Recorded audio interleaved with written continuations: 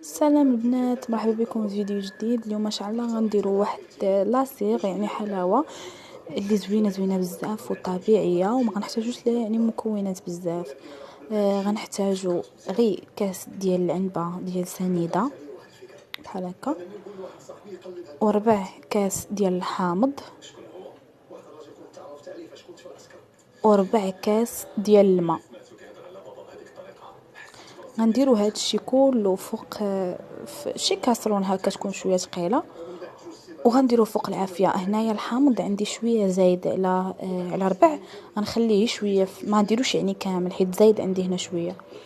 صافي، غندير ربيع كاس ديال الماء وغنحط كلشي فوق البوطه. المهم البنات، انا دابا شعلت البوطه شعلت الراس صغيور. دابا غنديرها وغنبقى نحرك، ما غنحبسش التحراك. ميم با ديك 8 دقائق راه كتكون واجده عندنا. المهم انا غنوريكم باش تعرفوها راه وجدات.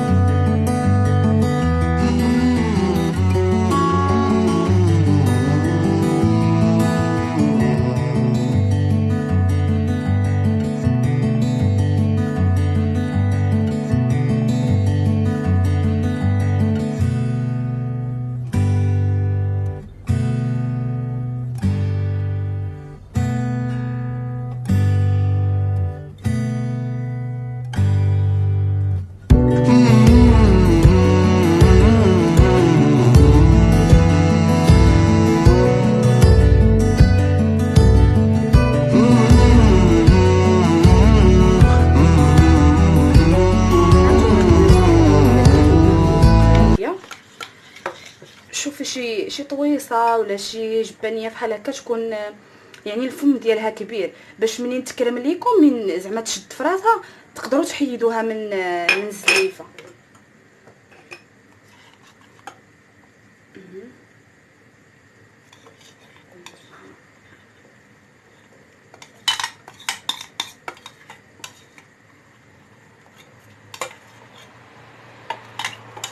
دابا العصير يعني بردت لنا شويه هكا، غتصلح الطريقه اللي غنوريكم دابا. غتصلح البنات اللي عندهم الزغب رقيق بحال هكا اللي في يدي انا، غتصلح لهم هاد الطريقه احسن من الاخرى اللي غنوريكم. غتحتاجوا ليها الوراق ديال لاصيغ، يعني كيتباع عندهم المكياج يمكن 2 دراهم من المترو اما درهم من المترو. وكتاخذوا شويه د لاصيغ وكتبردوه، الا درتوه سخون راه غيحرق.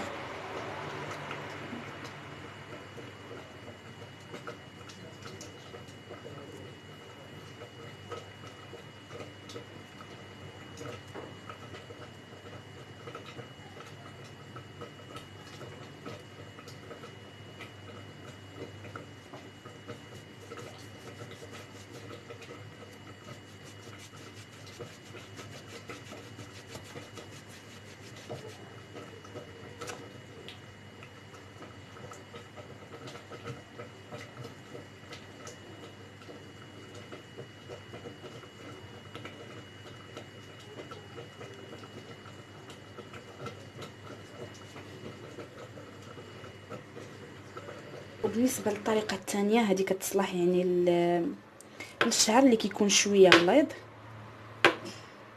يعني المناطق الحساسه بالخصوص. ها هي بردت شويه، غنهزوها بحال هكا.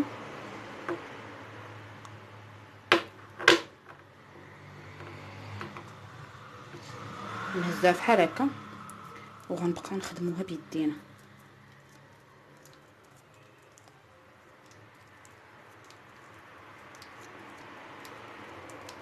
باش كتكوني كتخدمي بها راه ما كتلصق ما والو.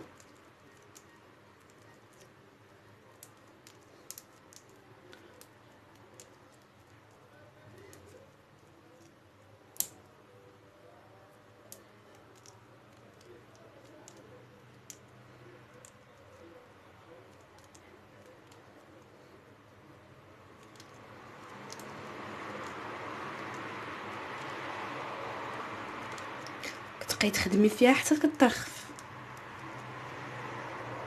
ما كتبقاش قاصحه.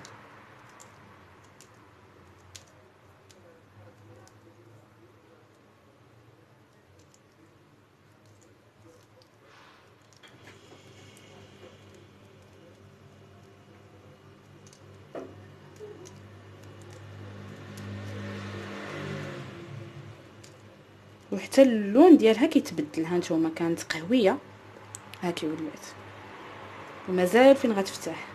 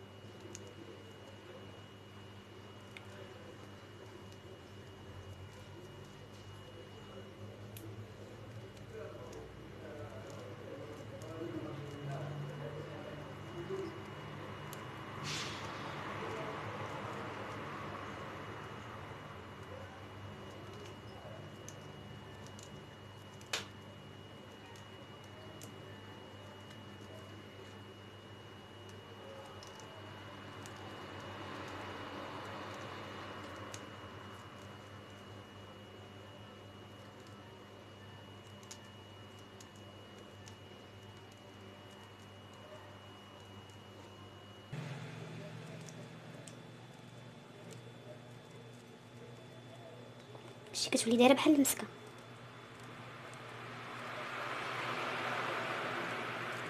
هانتوما ترخفات، من بعد كتشدوها بحال هكا. انا هنا ما عنديش يعني الزغب غليظ، كتشدوها بحال هكا وكتمشيو مع الشعر. هانتوما كتمشيو مع الشعر وكتجروا العكس ديالو. ها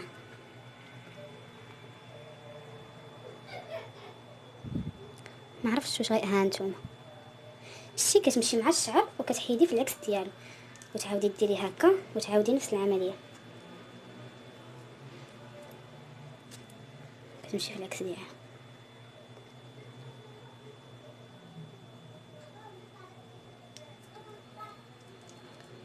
يعني كتحيد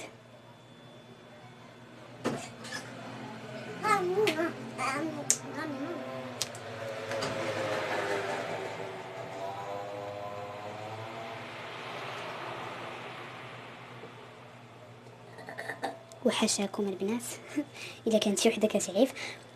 المهم هذه هي الطريقه الثانيه. دابا غندوزو للوصفه ديال المهم البنات هذه هي الطريقه الثانيه. دابا غندوزو للوصفه لتفتيح لون المناطق الحساسه وكتحيد داك الحبوب الرقيق. المهم البنات هنا غنديروا الوصفه ديال تفتيح مناطق الحساسه. غنديروا نص حامضه، عصير نص حامضه ومعلقه كبيره ديال النشا، غنخلطوهم بجوج وغنابليكيوهم على البلاصه اللي بغينا، يعني اللي بغينا اللون ديالها يفتح. بالنسبه لي انا هنا غتشوفوا يعني عندي الخليط جاري. انا كنديرو هكا حيت كنبغي ندير به حتى كوماج، يعني كنخليه حتى ينشف وكندير به كوماج بديك نص حامضه. اللي بغاه ثقيل يزيد معلقه اخرى ديال النشا، يعني غيتقال، وغديروه بحال شكل ماسك. المهم انا ابليكيتو على يديا.